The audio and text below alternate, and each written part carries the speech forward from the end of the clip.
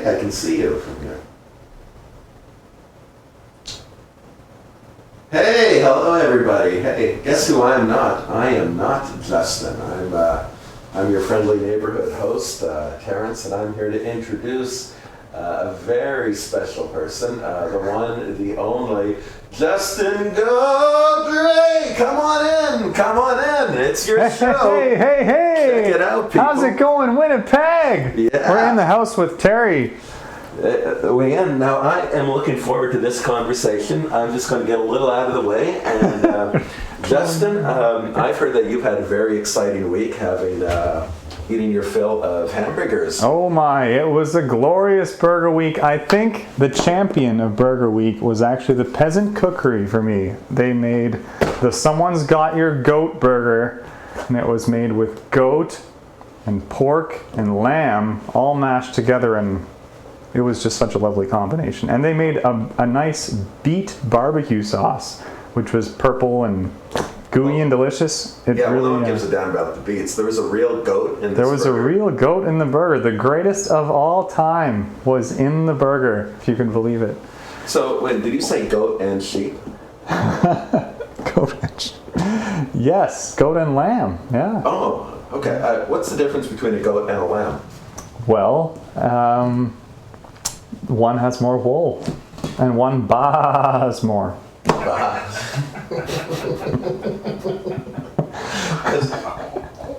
So I guess you wouldn't be able to tell the difference because they were all mashed up into the same burger. Yeah, at that point they were pretty indistinguishable. So when they're done getting the wool off the sheep, do they just sort of throw it in a bin with all sorts of other animals and wonder what to do with it later? Oh my, I don't know. Made your burger? I think they were all in animal heaven at that point. They were all just praying that I would enjoy it. I hope they were dead at the time. I'm not trying to be morbid. I've just never heard of such a burger. Yeah, me so it's neither. goat, sheep, and something else. No, goat, lamb, and pork. Yeah, all in one crazy patty. So is a lamb a sheep? Yeah. Lamb is a sheep. When does a lamb become a sheep? When it becomes a burger. Oh, maybe they're just the same thing. I don't know this. I'm seeking knowledge because I have great respect for your ability to retain knowledge. Now, but this was an awesome burger. It was really, really good. And yeah, it had multiple cheeses. The bun was like 12 different grains. The sauces really tied it all together. Wait, 12 different grains? At least. Yeah. So you had a burger with like 3, possibly 4 animals, depending if a lamb and sheep are one and the same. And then you had a burger with like 12 different wheats of some sort. So they had to go to 12 different farmer fields and get a single plant from each one and then throw them all together. How did they fit it all in? That's my question. Well, that all sounds pretty indecisive to me. I mean, it sounds to me like somebody just couldn't figure out what kind of burger to make. Everything. They took everything and threw it in. But it was good. It was great. Now, was it the burger that made it your favorite of last week, or was it the sauces?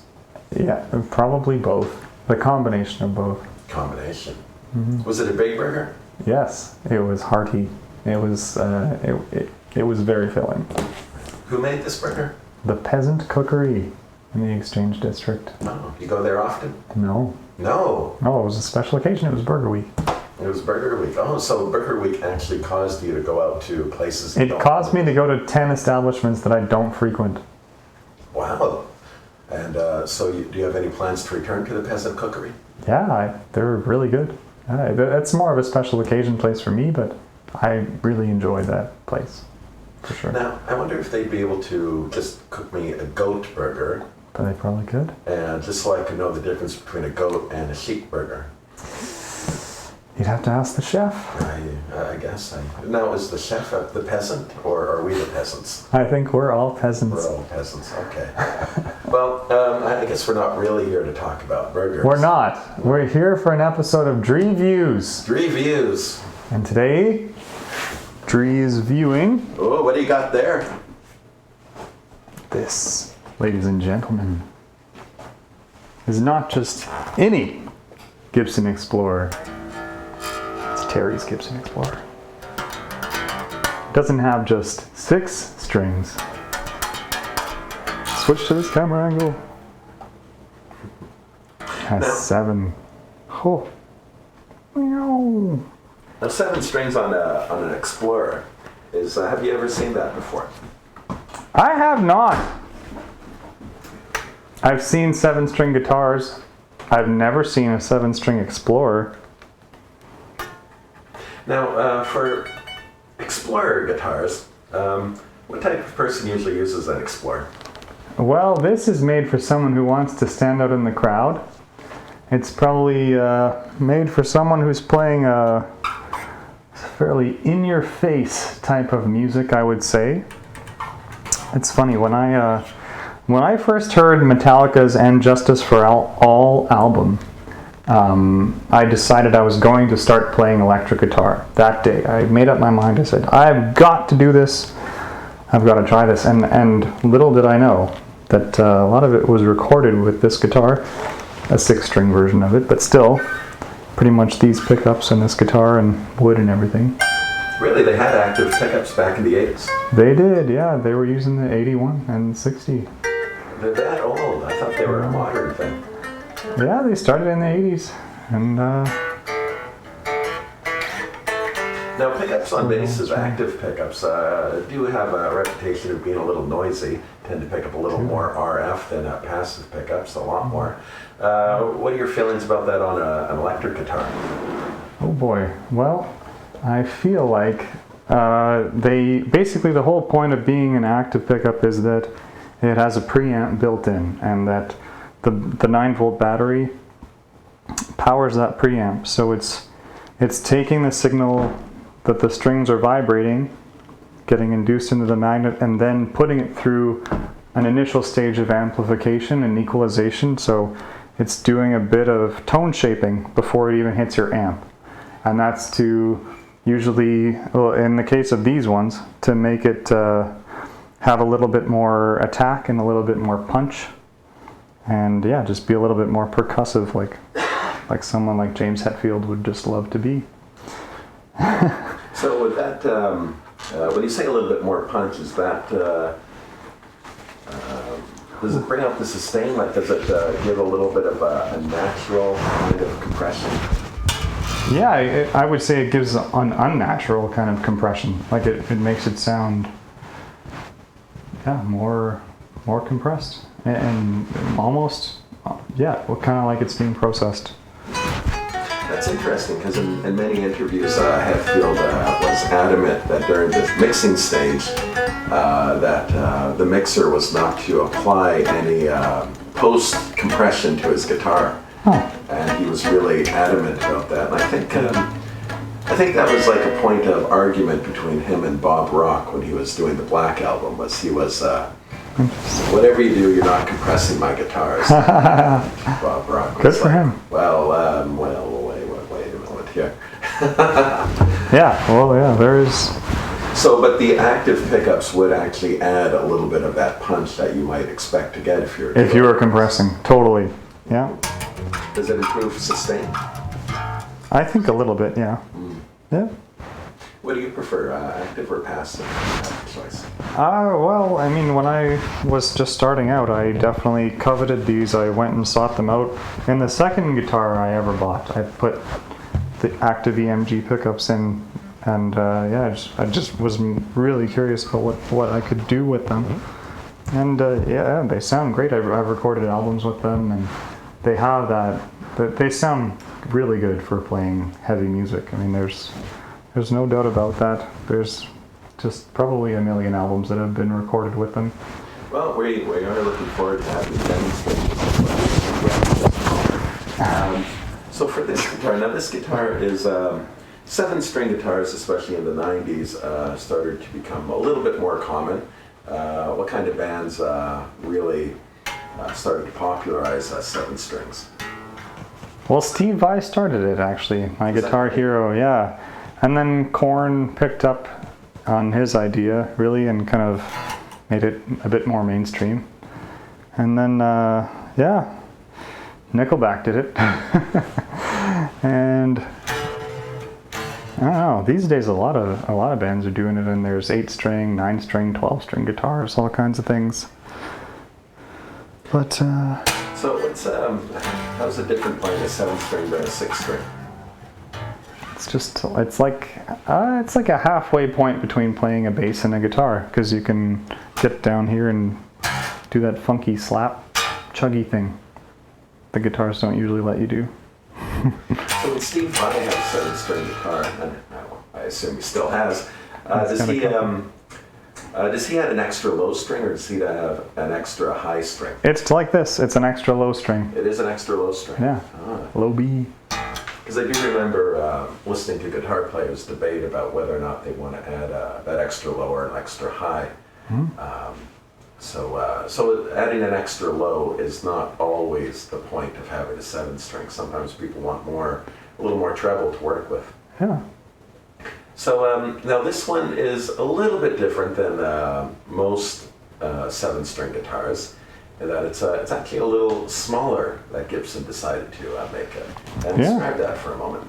Okay. Well, the neck is the standard Les Paul SG scale length. It's a 24 3/4, and usually that's not really what you'd want for a extended range guitar, but it actually works really well in this setup. And I don't know, I think the bodies, is it smaller than a standard Explorer shape? I think it's the standard Explorer shape, isn't it? Yeah, it's I don't know, it's a good guitar. It feels really comfortable to play, actually. It's, for something that looks like a lightning bolt, it's really ergonomic. Yeah, it's kind of, even though it has sharp edges, it distributes its weight very well. It does. It's super balanced. Like, this thing is not going to flop around. It's staying where it is. And if you want to sit down, it sits on your leg, like a classical, regular guitar would. Yeah, either leg actually. It'd be super good. That's good for your right and your left. Yeah, it is. It's really a good sitting down guitar or standing up guitar. Okay, well, thank you for taking a moment to explain it to us. Why don't we see what this thing sounds like? Why don't you get the room and light it up for us? Let's do it. All right, just done.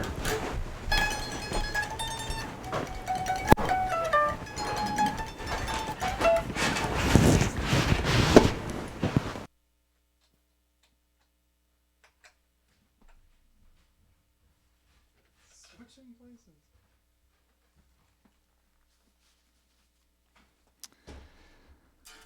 I even turned this off.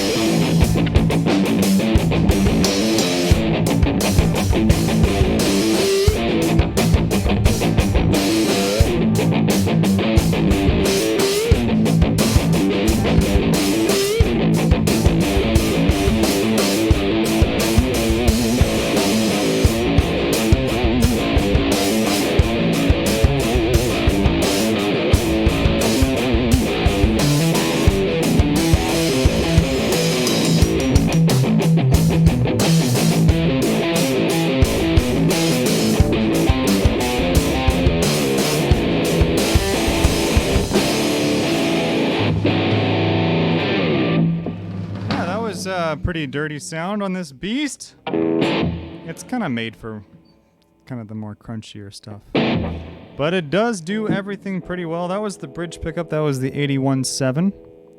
Now we'll try what the 707 sounds like on the same tone.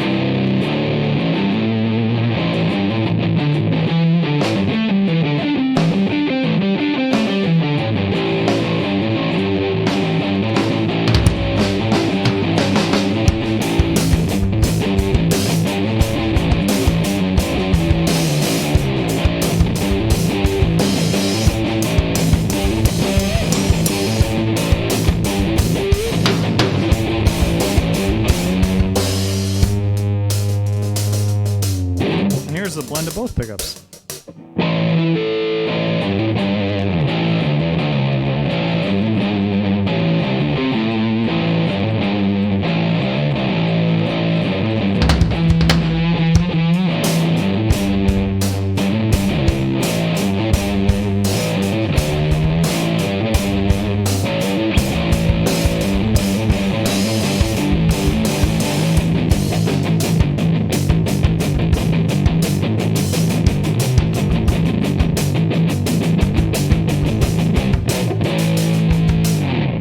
See how these things clean up.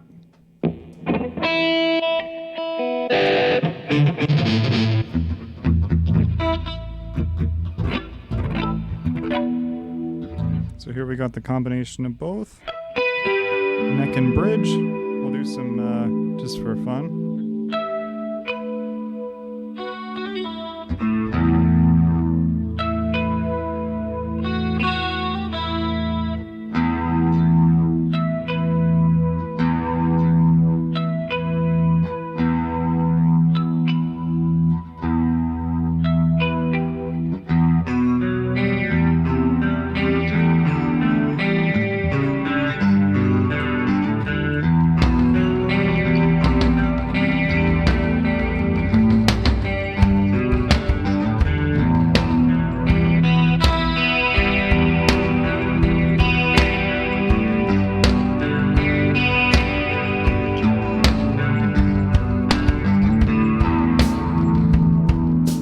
See how the neck pickup sounds clean.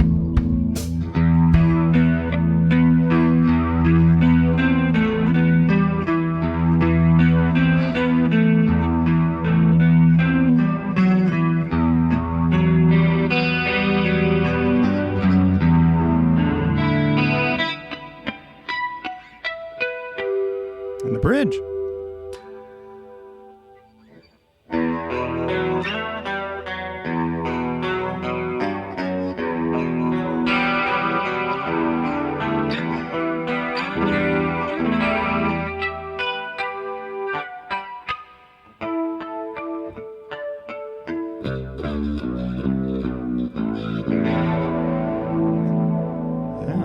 So you can sound kind of jazzy sometimes. But that's not what I like to do. I like to switch over to Du Hast mode and get as Rammstein-y as possible. Are you ready for that, Scott? Yeah, sure. I'm not sure what that means. Well, it kind of means this.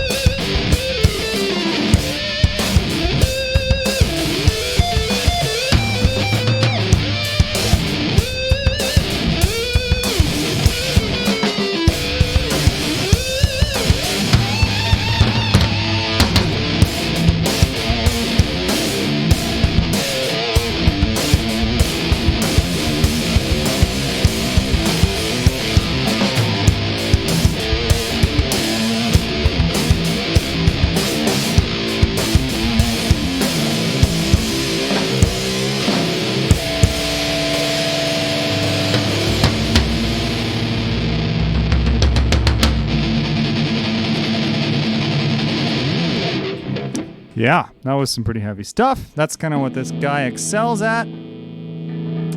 Did I mention that it was made in Nashville after the Gibson flood, where they had to rebuild their whole factory? This was one of the first guitars they made after rebuilding that factory. And it's made of the finest mahogany and rosewood that you will ever find.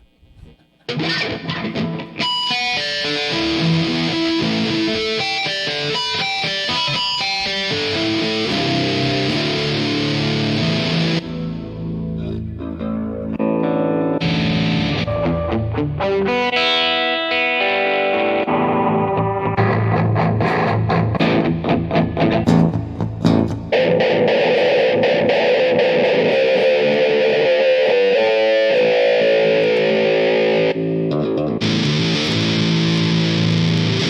seems like a good choice. Dual rectifier.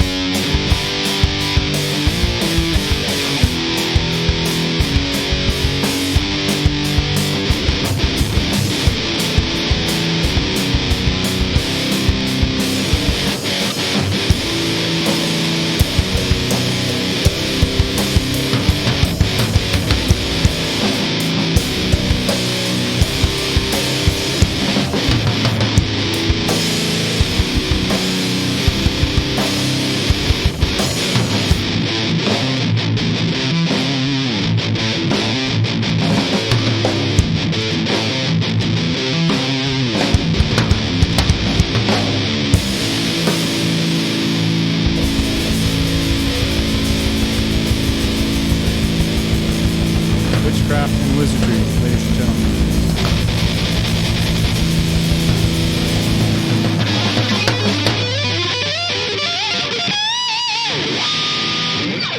Thank you! I'm not sure if I said, but this was an episode of Dree Views, and we just talked about a Gibson Explorer. And it's a magnificent instrument, and if you haven't had a chance to play one, I recommend you do. They're kind of a one-of-a-kind thing, often copied. Gibson's often sued people for trying to copy them. But they always fail for some reason. I don't know why. It's kind of I think they first came up with this shape in 1958. So I think they were the first people to do it. And I guess they deserve some kind of royalty for that. But yeah, there's ESP makes them, and Dean makes them. Who else makes them? Ibanez made something kind of like it once. Yeah. It's cool. It's a cool thing. It feels good. You know what I really like about it actually is this part, because like your arm sits really nicely on this part. It just like feels supported. Yeah, it does, and it helps with the weight balance too. Because Terry was right that this thing really sits nicely on a strap, and like with an SG, the neck is way heavier than the body, so like it just falls down. And with some other guitars, you get the other effect where it goes the other way. But this one is perfectly balanced. So yeah, they did some math and they succeeded. So go math. Go Guitars. Thanks. Keep live music going in Winnipeg. Rock on.